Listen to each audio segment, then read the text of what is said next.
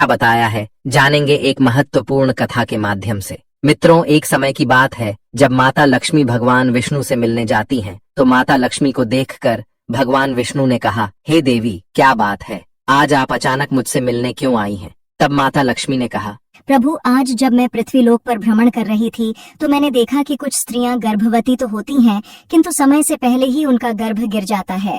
प्रभु, इसे देखकर मेरे मन में दो प्रश्न उठ रहे हैं और आज मैं आपसे उन्हीं दोनों प्रश्नों का उत्तर पूछने के लिए आई हूँ। तो भगवान विष्णु ने कहा, हे देवी, तुम्हारे मन में जो भी प्रश्न है मुझे निश्चिंत होकर बताओ, मैं तुम्हारे दोनों प्रश्नों के उत्तर अवश्य ही दूंगा। तो माता लक्ष्मी ने कहा, प्रभु, मेरा पहला प्रश्न ये है कि किस पाप के कारण स्त्रियों का गर्भ गिर जाता है और उस स्त्री के बच्चे की मृत्यु हो जाती है। और मेरा दूसरा प्रश्न ये है कि कौन सी स्त्री के भाग्य में पुत्र की प्राप्ति नहीं होती है और वो पूरा जीवन निसंतान रहती है। तो भगवान विष्णु मुस्कुराते हुए बोले, हे देवी, आज आपने इन प्रश्नों का उत्तर पूछकर संपूर्ण मानव जाति का कल्याण कर दिया है, किंतु इस प्रश्नों का उत्तर मैं आपको एक कथा के माध्यम से दूंगा और इस कथा को सभी स्त्रियों तथा सभी पुरुषों को अवश्य ही सुनना चाहिए, क्योंकि इस कथा को सुनकर आपको पता चल जाएगा कि किस श्राप के कारण स्त्रियों का गर्भ गिर जाता है तथा वो कौन सी स्त्री है जिसके भाग्य में पुत्र की प्राप्ति नहीं होती है और पुत्र की प्राप्ति के लिए उसे क्या करना चाहिए। तो माता लक्ष्मी ने भगवान विष्णु से कहा, आप कथा सुनाइए प्रभु, मैं कथा को पूरा मन लगाकर अंत तक सुनूंगी। तो कथा को सुनाते हुए भगवान विष्णु ने कहा, एक समय की बात है जब एक नगर में एक बहुत अधिक धनवान सेठ रहता था। वो इतना अधिक धनवान था कि उसके घर में किसी चीज की कोई कमी नहीं थी। उस सेठ की एक पुत्री थी जिसका नाम रूपवती था। रूपवती विवाह करने के योग्य हो गई थी। फिर उस सेठ ने सही मुहूर्त देखकर अपनी पुत्री रूपवती का विवाह उसी नगर के समीप एक दूसरे गांव में वैश्य के पुत्र के साथ कर दिया। फिर विवाह के बाद सेठ की पुत्री रूपवती अपने पति के घर में रहने लगती है। वो अपने पति के घर में हंसी खुशी से रहने लगती है और अपने पति से बहुत अधिक प्रेम करने लगती है। रूपवती की सास का नाम सुनंदा था। सुनंदा बहुत ही दुष्ट स्वभाव की थी। रूपवती अपने घर से दहेज में बहुत सारा सोना चांदी लाई थी, इसीलिए सुनंदा अपनी बहू रूपवती का झूठ मूठ का सम्मान करती थी और हमेशा उससे मीठी मीठी बातें करती रहती थी और रूपवती से अपने मायके से कुछ न कुछ लाने को कहा करती थी। रूपवती अपनी सास की बात मानकर अपने पिता से कहकर वह सोना चांदी, घोड़े, गाय, बैल, अनाज आदि चीजें मंगवाया करती थी और उसके पिता भी मना नहीं करते थे और सभी सामान दे देते थे, जिसके कारण रूपवती की सास उससे बहुत खुश रहती थी। फिर इस तरह रूपवती की सास का लालच दिन प्रतिदिन बढ़ता जा रहा था और वो रूपवती के मायके का सब कुछ हड़पना चाहती थी, क्योंकि उस सेठ का कोई पुत्र नहीं था, इसीलिए सारा कुछ रूपवती का ही था। फिर इस तरह काफी दिन तक चलता रहा और उसकी सास उसे अपनी बातों में बहला फुसलाकर उसके मायके से सारी सामानें मांगा लिया करती थी। लेकिन भोली भाली रूपवती इस बात से अनजान थी कि उसकी सास उसके पिता का सारा कुछ हड़पना चाहती है और रूपवती का पति संजय भी अपने माँ की ही बात मानता था। इसीलिए उसके घर में रूपवती की सास जो कहती थी वही होता था। उसके घर में सारा काम उसकी माँ के कहने से ही होता था और रूपवती का पति संजय दोनों ही सुनंदा का कहना मानते थे। इसीलिए उनके घर में कभी भी क्लेश नहीं होता था और सब खुशी पूर्वक रहते थे। इस तरह कुछ साल बीतने के बाद रूपवती गर्भवती हो गई। जब उसकी सास को इस बात का पता चला तो वो बहुत खुश हो गई। उसने तुरंत ही रूपवती के माता पिता को इस बात की सूचना दी और साथ में बड़ी बड़ी वस्तुओं की मांग की। जब रूपवती के पिता ने इस बात को सुना तो वो भी बहुत अधिक प्रसन्न हुए और फिर अगले ही दिन वो मिठाई तथा सोने कंगन और सोने की माला लेकर रूपवती के ससुराल पहुंच गए। रूपवती अपने पिता को देखकर बहुत खुश हुई। फिर कुछ समय रूपवती के ससुराल में रुककर उसके पिता अपने घर लौट आए। फिर काफी दिनों तक रूपवती का गर्भ बढ़ता गया और रूपवती की सास उसका बहुत अच्छी तरह से ख्याल रखने लगी तथा उसे समय समय पर फल फूल खिलाती रहती थी और घर का सारा काम खुद करती थी। रूपवती को कोई भी काम नहीं करने देती थी, इसीलिए रूपवती पूरा दिन घर पर आराम करती थी। फिर इस तरह कुछ दिन और बीत गए और एक दिन अचानक ही रूपवती का गर्भ गिर गया, जिससे रूपवती की सास बहुत क्रोधित हो गई और फिर रूपवती को ताना मारते हुए कहने लगी, अरे पापिन स्त्री, तूने अपने जीवन में ऐसा कौन सा पाप किया है जिसके कारण जन्म लेने से पहले ही तुम्हारा बच्चा मर गया? पता नहीं क्यों मेरे पुत्र ने तुझ जैसी पापिन स्त्री से विवाह कर लिया था।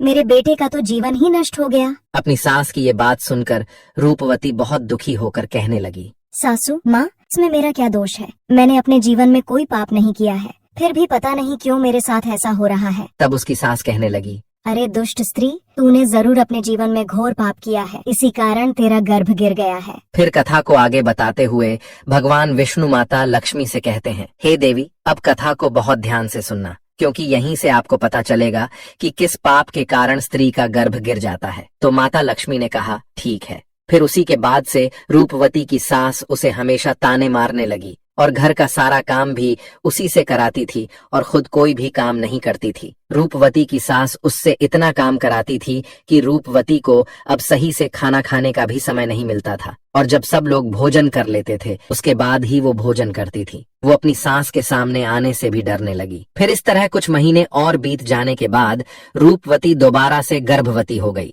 जिससे उसका पति बहुत प्रसन्न हुआ, लेकिन उसकी सास अभी तक उससे गुस्सा थी। और जब रूपवती ने अपनी सास को ये बात बताई तो वो रूपवती से कहने लगी, एक बच्चे को तो खा गई हो, पता नहीं अब इस बच्चे को जीवित रखोगी या इसे भी उसी की तरह खा जाओगी। मुझे तुझ पर जरा सा भी भरोसा नहीं है, क्योंकि मुझे तो लगता है कि तूने अपने जीवन में जरूर कोई पाप किया है, इसीलिए तेरा पहले वाला गर्भ गिर गया था। अपनी सास की ये बात सुनकर रूपवती कुछ नहीं बोली और चुपचाप खड़ी रही। फिर धीरे धीरे रूपवती का गर्भ बढ़ता गया और गर्भवती होते हुए भी वो घर का सारा काम करती थी, लेकिन फिर भी उसकी सास को उस पर जरा सी भी दया नहीं आती थी। फिर इस तरह करते करते अब रूपवती के गर्भ को 9 महीने पूरे हो गए। अब बच्चे के जन्म होने का समय बिल्कुल नजदीक आ गया था। फिर रूपवती ने एक बालक को जन्म दिया, किंतु वो बच्चा कुछ बोल नहीं रहा था और न ही रो रहा था। फिर रूपवती ने देखा तो उसका बच्चा मरा हुआ था। अपने मरे हुए बच्चे को देखकर वो बहुत जोर जोर से रोने लगी। फिर जब रूपवती की सास को इस बात का पता चला तो वो बहुत गुस्सा हुई और रूपवती से कहने लगी, तू एक पापिन स्त्री है, तभी तेरा ये दूसरा बच्चा भी मर गया है। मुझे तो पहले से ही शक था कि तूने अपने जीवन में जरूर कोई घोर पाप किया है, इसीलिए तेरे साथ ऐसा होता है और इसीलिए तेरा ये पुत्र भी मर गया है। अगर तू मेरे घर में ज्यादा दिनों तक रहेगी तो तू मेरे भी घर का नाश कर देगी, इसीलिए अब तुझे इस घर में रहने की कोई जरूरत नहीं है। तो रूपवती कहने लगी, सासू माँ, अब मैं कहाँ जाऊँ?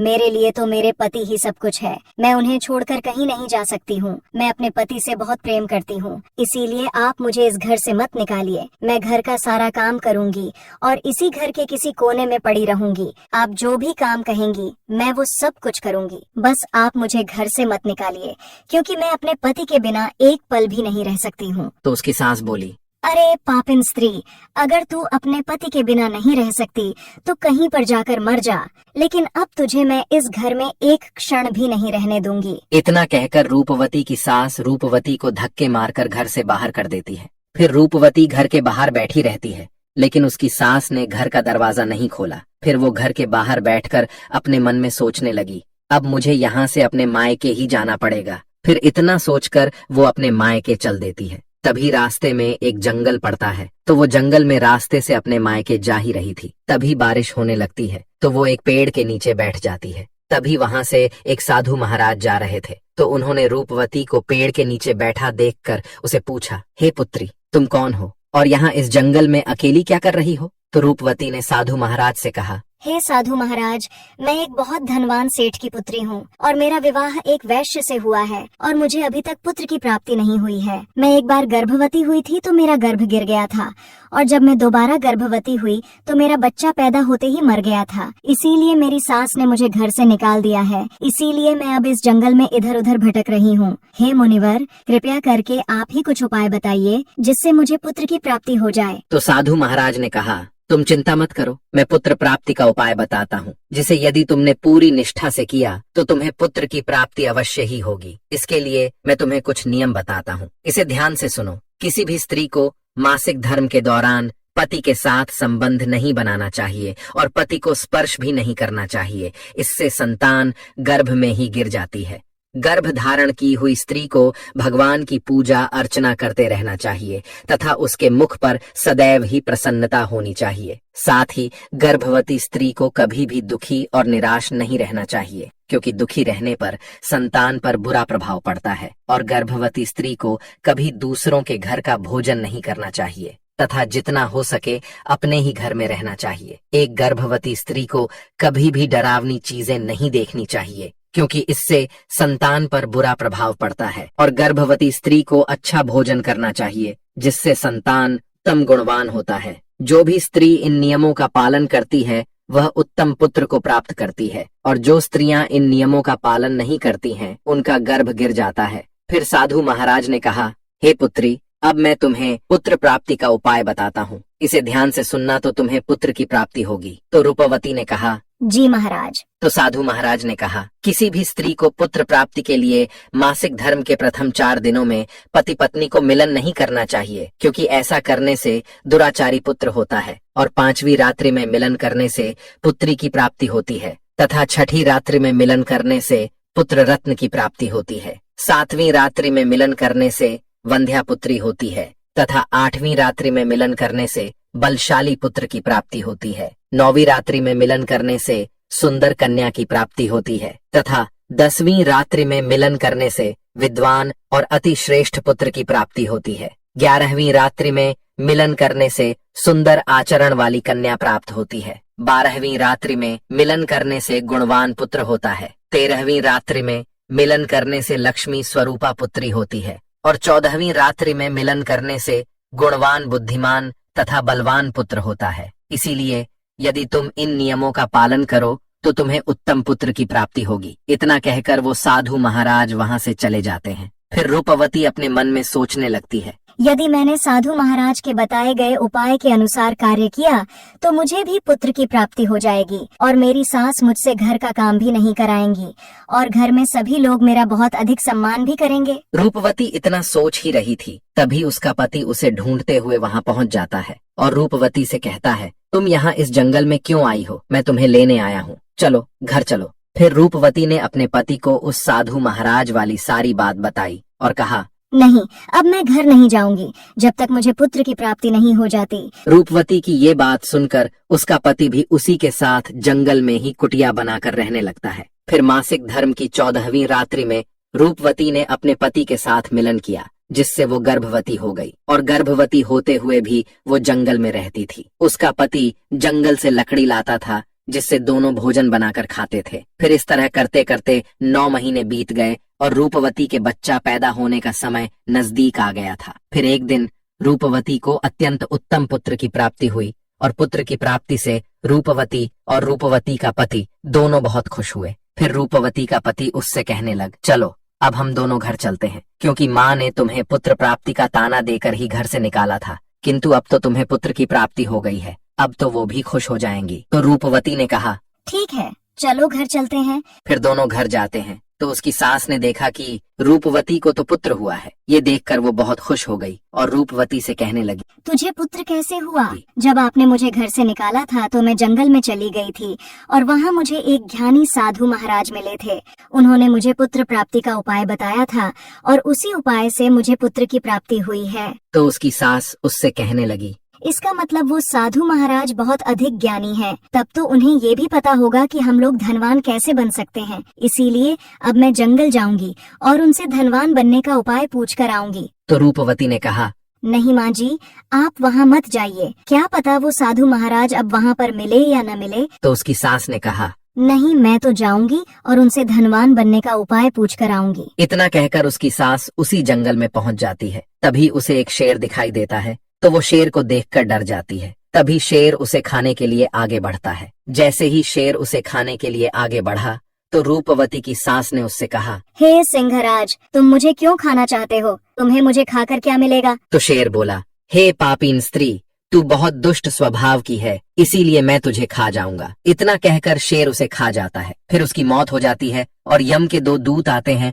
और उसे यमलोक ले जाकर यमराज जी के सामने खड़ा कर देते हैं। तभी चित्रगुप्त ने उस स्त्री के जीवन का लेखा जोखा देखा और उसके जीवन का लेखा जोखा देखकर कहने लगे, हे धर्मराज, इस स्त्री ने तो अपने जीवन में घोर पाप किए हैं। ये स्त्री अपनी बहुरानी पर बहुत अत्याचार करती थी। उसके गर्भवती होते हुए भी घर का सारा काम उसी से कराती थी। और तो और जब इसकी बहू के पुत्र की मृत्यु हो गई थी तो इसने उसे धक्के मारकर अपने घर से निकाल दिया था। चित्रगुप्त की ये बातें सुनकर यमराज को उस स्त्री पर बहुत क्रोध आया और उन्होंने दूतों से कहा, इसे नर्क लोक में डाल दो। मित्रों, फिर कथा को आगे बताते हुए भगवान विष्णु माता लक्ष्मी से कहते हैं, हे देवी, इस प्रकार उसकी सास को उसके किए की सजा मिल गई और रूपवती ने गर्भ धारण के नियमों का पालन किया, जिससे उसे उत्तम संतान की प्राप्ति हुई। इसी तरह कोई भी स्त्री यदि उस साधु द्वारा बताई गई बातों के अनुसार कार्य करेगी तो उसे भी पुत्र की प्राप्ति अवश्य होगी। तो माता लक्ष्मी ने कहा, प्रभु, वो कौन सी स्त्रियां हैं जिनके भाग्य में पुत्र की प्राप्ति नहीं होती है, और वो अपने जीवन में ऐसा कौन सा पाप करती है जिसके कारण उन्हें पुत्र की प्राप्ति नहीं होती है, और पुत्र प्राप्ति के लिए उन स्त्रियों को क्या करना चाहिए? तो भगवान विष्णु ने कहा, ये वो स्त्रियां हैं जो अपने पति से हमेशा लड़ाई झगड़ा करती रहती हैं और घर में सारा काम अपनी ही मनमानी से करती हैं तथा अपने पति का आदर सम्मान नहीं करती हैं। तो ऐसी स्त्रियों के भाग्य में कभी भी पुत्र की प्राप्ति नहीं होती है, और ऐसी स्त्रियों को पुत्र प्राप्ति के लिए अपने पति का आदर सम्मान करना चाहिए तथा उनका कहना मानना चाहिए और घर में लड़ाई झगड़ा नहीं करना चाहिए। तो ऐसी स्त्रियों को भी पुत्र की प्राप्ति होगी। मित्रों, आपको ये कथा कैसी लगी हमें कमेंट्स करके जरूर बताएं। तो बोलो जय माता लक्ष्मी की